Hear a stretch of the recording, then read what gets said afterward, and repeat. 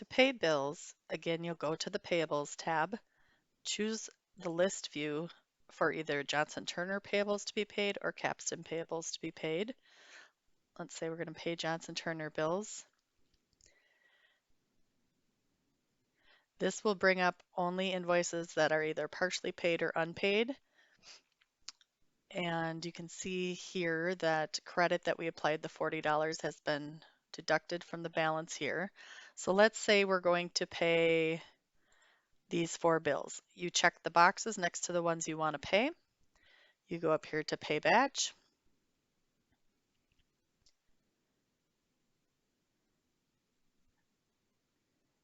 You can accept this default cash disbursement name, which automatically fills with the date and time.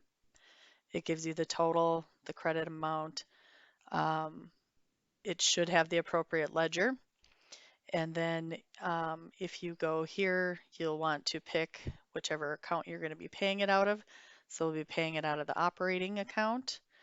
If we were going to print checks, we'd pick check. If it was through ACH, we'd do electronic.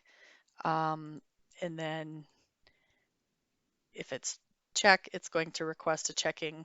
If you do electronic, it's not going to ask you for a check number. If you do check, it's going to want the correct check number. So we'd put in whatever the correct starting check number is. These should be all correct because you've already indicated that you're going to pay those. And then you go ahead and click on Create and Post.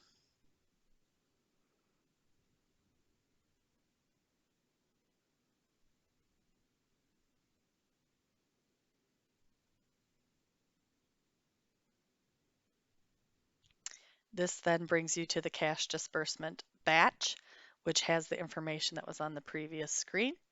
And as long as all this looks good and you don't need to edit it, which you could do, you could edit it and go back and change the check number if you needed to. If we wanted to go print this, we would click on Print Checks.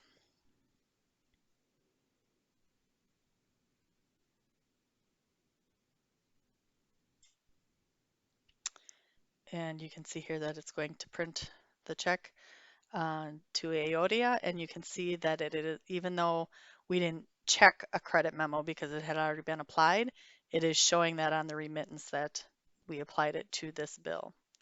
And then you can see for the state of Minnesota judiciary that there are 3 separate invoices being paid. And so then you would just go ahead and you would print just like you would normally to print those out.